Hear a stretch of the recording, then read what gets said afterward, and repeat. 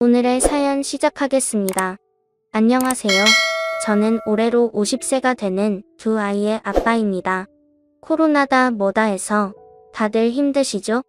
요즘 세상에 마냥 속 편한 사람들이 어디 있겠습니까? 특히 가정을 책임져야 하는 아빠들이 많이 힘들지요. 경제적으로는 점점 힘들어지는데 책임져야 될 일들은 많아지니까요. 저도 그랬습니다. 가장이라는 책임감으로 열심히 살아만 왔었는데 인생이라는 게 쉽지가 않네요. 시련은 한 가지 방향으로만 오지 않는다고 하는데 제게는 특히 힘든 나날들이었습니다. 생각만 해도 분통이 터지는 제 사연을 한번 이야기해 보려고 합니다.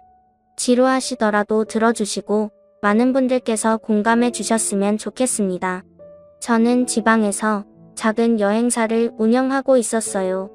아들 하나, 딸 하나, 두 아이를 키우고 있었고 아내는 집안에서 살림을 하는 주부였습니다. 아내와는 대학 시절 알게 된 선후배 관계예요. 대학 시절 그냥 알고만 지내다가 졸업 후에 우연한 기회로 연애를 시작했고 그대로 결혼까지 해서 지금까지 잘 살고 있었습니다. 제 입으로 이런 말 하긴 좀 그렇지만 제가 그래도 꽤 사업가적인 기질이 있었거든요. 젊어서부터 이 일 저 일 다 해봤습니다. 실패한 적도 많았지만 크게 성공한 적도 있었지요. 그렇게 성공과 실패를 반복하면서 사업적인 기반을 다져나갔습니다. 그러다 40대 중반이 되어서 시작한 것이 바로 여행 사업이었어요. 규모는 크지 않았지만 사장님 소리 들으면서 직원들 열어둘 정도는 되었습니다. 사업은 탄탄대로였어요. 주로 중국 쪽 패키지 여행을 취급했었는데 나중에는 베트남 쪽 여행 상품도 개발했고 그게 또 잘 되어서 돈을 정말 긁어모았습니다.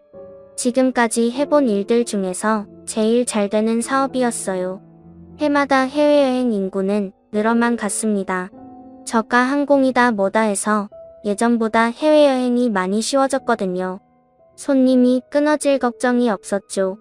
오히려 밀려드는 손님들의 문의를 거절하는 게 일이었답니다. 가격도 저렴했지만 친절하고 믿을 만하다고 입소문이 나서 추천받아 온 사람들이 많았어요. 저희 회사 모토가 여행자를 기쁘게 하자였습니다. 즐겁고 행복해지기 위해서 여행을 하는 건데 그 과정이 기쁘지 않으면 안 된다고 생각했거든요. 그래서 그런지 한번 저희 여행사를 이용한 사람들은 다음에도 꼭 저희 여행사만 찾더라고요. 이대로 사업이 계속 잘 되면 내 이름 걸고 크게 회사를 차려보는 것도 꿈은 아니겠다 싶었습니다. 그땐 아내도 행복했고 아이들도 잘 자라주어 온 가족이 걱정이 없어 보여. 갖고 싶은 거 뭐든지 가질 수 있어 고먹고 싶은 게 있으면 망설이지 않았죠. 아내도 아이들도 가장으로서 남편과 아빠를 진심으로 좋아해 주었어요. 하지만 다들 아시다시피 코로나 시국이 되었고 제 사업은 내리막길을 걷기 시작했습니다. 처음에는 잠깐 이러다 말겠지 했어요. 어차피 여행이 많지 않은 비수기였고 코로나가 여름 전에만 물러가면 금방 회복이 될 거라 생각했어요. 그런데 그렇게 되지 않더라고요. 과거 비슷한 바이러스가 유행했을 때와는 차원이 달랐어요. 금방 끝날 것 같지가 않았죠. 급기야는 유럽이나 미국까지 바이러스가 전파되어 말 그대로 전 세계가 바이러스의 공포에 떨어야만 했습니다. 한 달, 두 달이 지났는데도 물러갈 기세를 안 보였어요. 해외여행은 꿈도 못 꾸게 되었죠.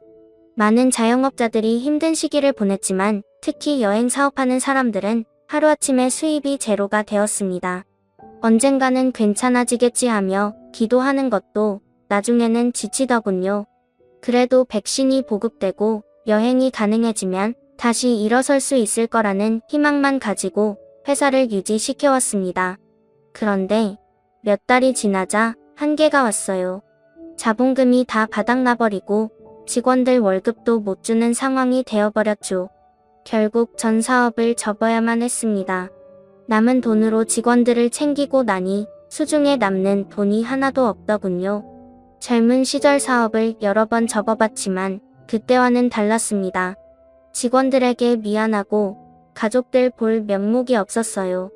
나이가 들면서 책임감의 크기가 더 커졌더라고요. 더 이상 나 혼자 어떻게든 되겠지 하는 상황이 아니었어요. 아내에게는 모아둔 돈이 있으니 걱정 말라며 거짓말을 했습니다. 어떻게든 해볼 생각이었죠. 그런데 그렇게 사업을 접고 집안에도 돈이 떨어지자 아내는 절 은근히 무시하기 시작했습니다. 그전까지는 돈 걱정 안 하고 살다가 갑자기 허리띠를 졸라 메워야 하니 그게 힘들었나 봐요. 살림하는 사람이니 쓸 돈이 줄어든 게 더 크게 받아들여졌겠죠. 처음에는 지나가는 말처럼 궁시렁 대더니 나중에는 아예 대놓고 잔소리를 하기 시작하더군요. 돈이 없으면 나가서 막일이라도 하던가 애아빠가 되어서 당신이 왜 그렇게 무능해? 그 소리에 저도 울컥하는 마음이 들더라고요. 무능하다니 지금 이렇게 된 게 내 잘못이야? 그리고 남편이 무슨 돈 벌어다 주는 기계야?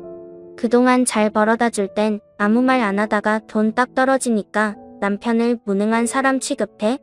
저도 화가 나서 쏘아붙였습니다. 그래도 가족은 언제나 내 편인 줄 알았는데 돈 앞에서는 아무런 소용이 없더군요. 아내는 그냥 남편이 아니라 돈 잘 벌어주는 남편이 필요했던 거였어요.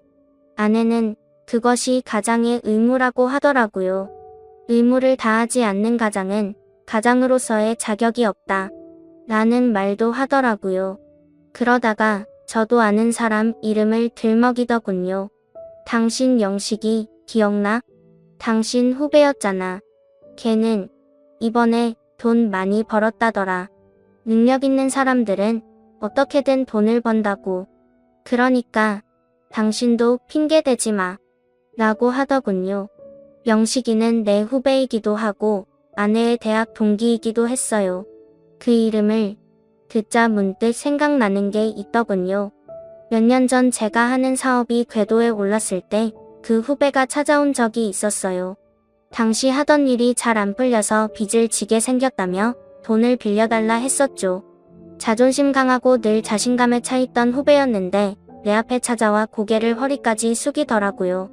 그 모습이 안 되어 보여서 이자도 없이 돈을 빌려주었어요.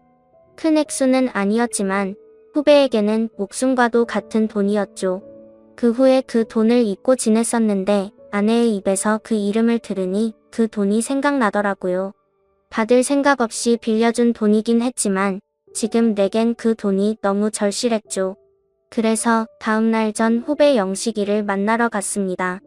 한동안 못 보고 지냈어서 어떻게 사는지도 몰랐는데 아내 말대로 사업이 정말 잘 되었나 보더군요.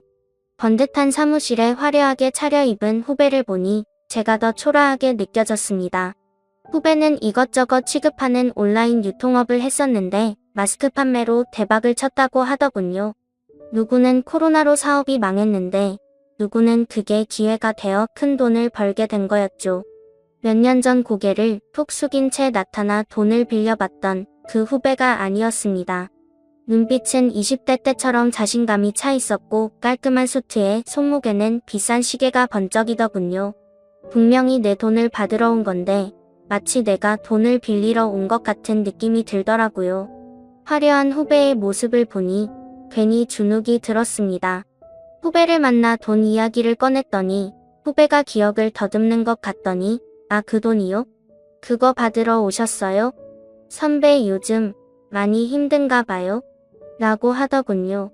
그러면서 금고를 열어 현금 따발을 꺼내 제게 주더라고요.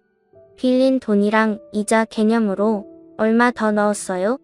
얼마 되지도 않는데 그거 받으러 여기까지 직접 올 줄은 몰랐네.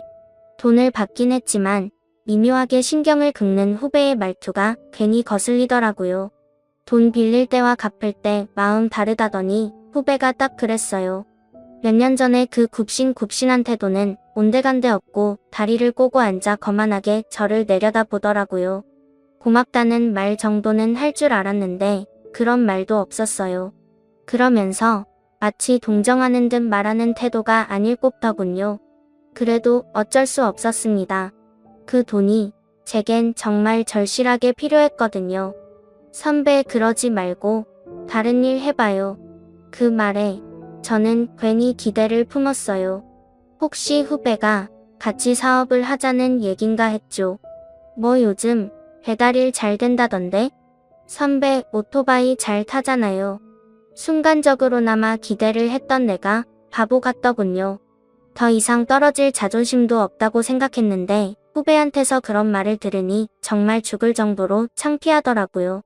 돈 좀 벌었다고 무시하는 거냐며 따지고 싶었지만 그럴 수 없었습니다.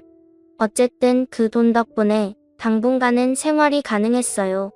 하지만 그 돈도 얼마 안 가 바닥이 나더군요. 아이들 학원비다 뭐다 해서 나가는 돈이 생각보다 많았어요. 그동안 쓰던 습관이 있으니 줄이기가 쉽지 않았던 거죠. 그래서 그런지 아내는 날이 갈수록 짜증이 늘었습니다. 애들 학원도 못 보내게 생겼어. 내가 엄마들 모임 나가면 얼마나 창피한 줄 알아? 하지만 저도 뾰족한 수가 없었어요. 자본금이 있어야 뭐라도 해볼 텐데 돈이 없으니 할 수 있는 게 없었습니다. 돈이 없다는 위기감이 드니 저도 점점 쫑스러운 사람이 되기 시작하더군요. 하루는 주말에 가족들끼리 중국 음식을 시켜 먹었어요. 아이들은 탕수육을 좋아했고 저희 부부는 양장피를 참 좋아했어요. 그래서 항상 중국 음식 시켜 먹는 날에는 이것저것 시켜 파티를 열곤 했죠. 아내는 습관처럼 짜장면, 짬뽕 외에 탕수육을 주문하더군요. 그런데 저는 그게 못마땅했습니다. 탕수육은 취소하고 간단하게 먹자 했더니 아내가 갑자기 화를 내더군요. 이제는 탕수육 하나도 못 먹어. 거지도 아니고 이게 사는 거야? 아주 지긋지긋하다. 그러자 저도 울컥하더군요. 지금 우리 분수에 그게 맞다고 생각해? 돈이 없으면 아껴 쓰는 게 당연하지. 언제까지 그렇게 막 쓰고 다닐 거야? 라고 했죠. 사실 저도 그렇게까지 하고 싶지는 않았어요. 하지만 나 혼자만 위기감을 느끼고 있는 것 같아서 억울했어요. 사업 실패 후 아내는 나만 보면 무능력하다며 비난하곤 했습니다. 그러면서 돈을 아껴 쓸 생각은 하지 않더군요. 사실 그런 얘기하는 저도 속이 많이 쓰렸어요. 그깟 탕수육이 뭐라고 그거 하나 못 사줘서 짜증내고 다투는 현실이 비참했죠. 이대로는 정말 안 되겠다는 생각이 들었습니다. 뭐라도 해야겠다 싶었죠. 당장 먹고 살 돈이 없으니 빨리 돈을 벌 수 있는 일을 하기로 했습니다. 이 일, 저 일 가릴 처지가 아니었죠. 마침 코로나 덕분에 배달하는 일이 잘 되고 있었어요. 제가 젊은 시절에 오토바이를 좋아해서 오토바이 타는 건 자신이 있었거든요. 알아보니 벌이도 나쁘지 않다 해서 배달 일을 하기로 마음먹었습니다. 무작정 배달하는 사람을 붙들고 어찌 해야 하는지 물어보았습니다. 일단 오토바이를 구입해야 되는 게 큰일이었어요. 그런데 다행히 하루에 얼마를 받고 빌려주는 업체가 있다더군요. 필요한 장비도 다 장착이 되어 있어서 그게 낫겠다 생각했습니다. 대여업체에서 오토바이를 내주면서 또 이것저것 알려주더군요.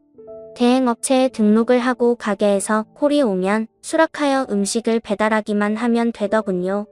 나이가 있어서 업체나 가게에서 이상하게 보지 않을까 생각했었는데 저보다 더 나이 많은 사람들도 있더라고요.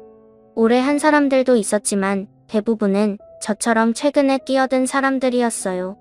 암튼 그렇게 무작정 배달 일을 시작하게 되었습니다. 아내에게는 말하지 않았어요. 언제 그만두게 될지도 모르는 일이었고 무엇보다도 아내에게 말하기 창피하더라고요. 자존심 다 버렸다고 생각했는데 그래도 아내나 아이들 앞에서는 멋진 남편, 멋진 아빠이고 싶었거든요. 아내도 내가 뭘 하는지 묻지 않더군요. 매일 오후에 나가서 밤늦게 들어오는 남편이 궁금할 법도 한데 이제는 제가 뭘 하든 관심이 없더라고요. 한 집에서 같이 살기만 했지 사실상 별거나 다름없었어요. 그래도 일을 하니 좀 살 것 같더군요. 처음에는 서툴러서 돈을 많이 못 벌었는데 익숙해지고 나니 벌이도 꽤 쏠쏠하더라고요. 몸을 움직이면서 일을 하니 스트레스도 많이 해소되었습니다. 자존심 버리고 시작한 일인데 생각보다 제 적성에 잘 맞는 일이었어요. 물론 힘들 때도 많았죠. 특히 진상 고객들이 걸리는 날에는 몸도 마음도 지쳤습니다. 배달일 하는 사람들은 1분 1초가 돈인데 아무리 배를 눌러도 나오지 않는 사람들이 많았어요. 어떤 사람들은 음식이 늦게 도착했다고 배달원에게 짜증을 내기도 하더군요. 심지어는 배달 오는 길에 개인 심부름을 해달라고 시키는 사람도 있었어요. 그리고 어떤 아파트는 배달하는데 엘리베이터를 사용하지 못하게 해서 15층 높이를 걸어서 올라간 적도 있습니다. 다양한 사람들을 만나다 보니 정말 별일들이 다 생기더군요. 그래도 일한 만큼 돈을 벌 수 있으니 힘들어도 견딜만 했습니다. 예전보다는 많이 부족하지만 그래도 그 돈으로 그럭저럭 버틸 수는 있었습니다.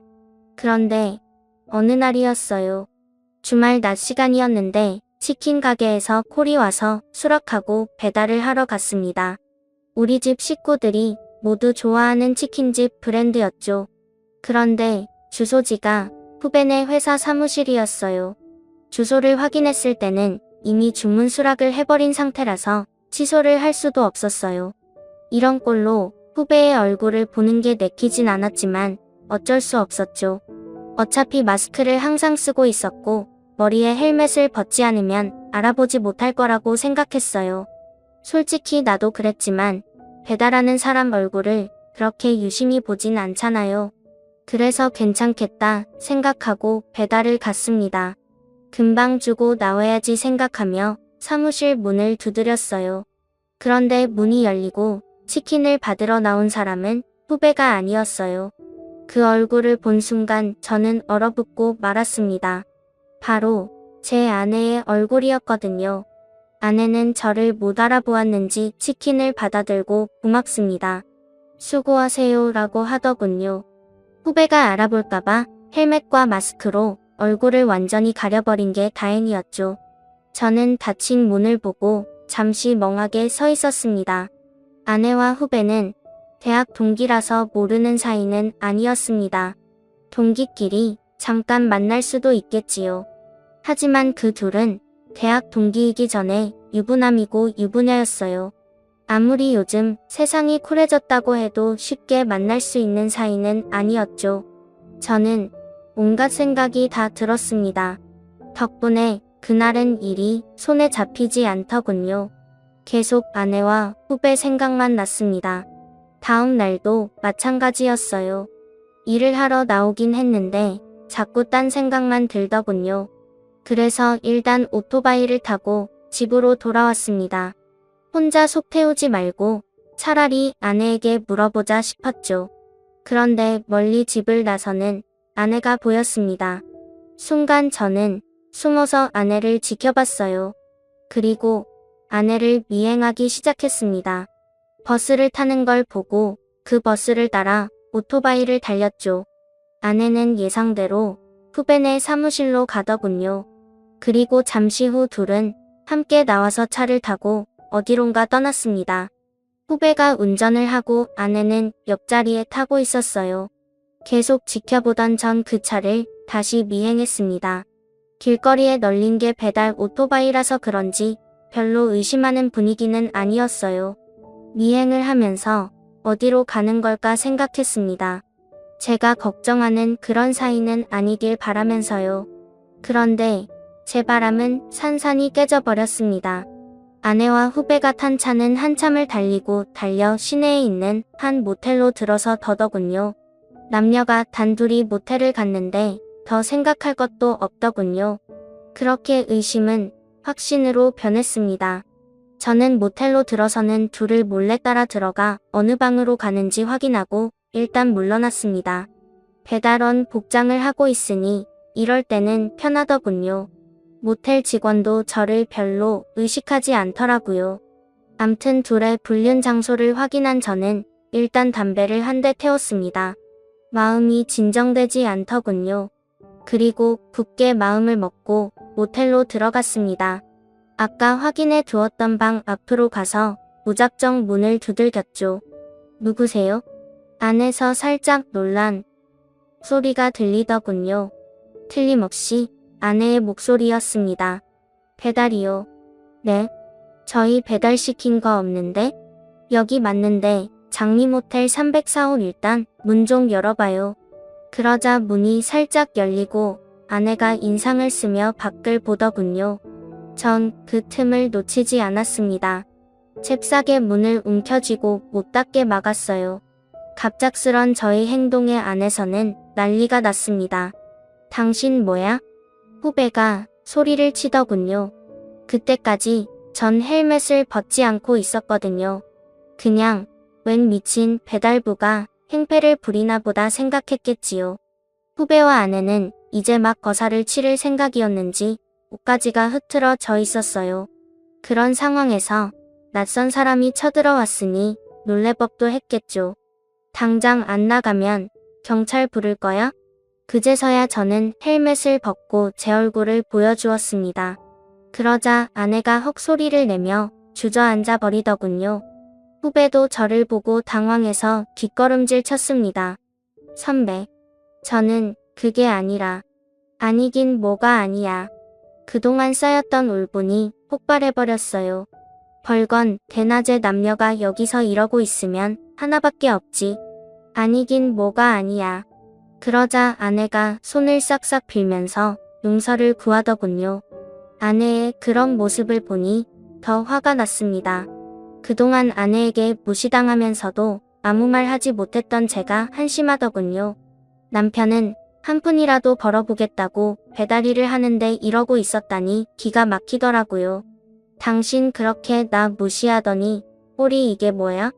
나보고 아빠 자격 없다 했지? 그러는 당신은 엄마 자격 있다고 생각해? 그러자 아내는 포기한 듯 한숨을 내쉬더군요. 그러면서 내게 하소연을 하기 시작했습니다. 그동안 돈 많은 사모님으로 살다가 갑자기 없이 살려니까 미치고 환장할 것 같았대요. 그래도 영식이 만나면서 돈도 쓰고 다니니 숨통이 좀 트이는 것 같더랍니다.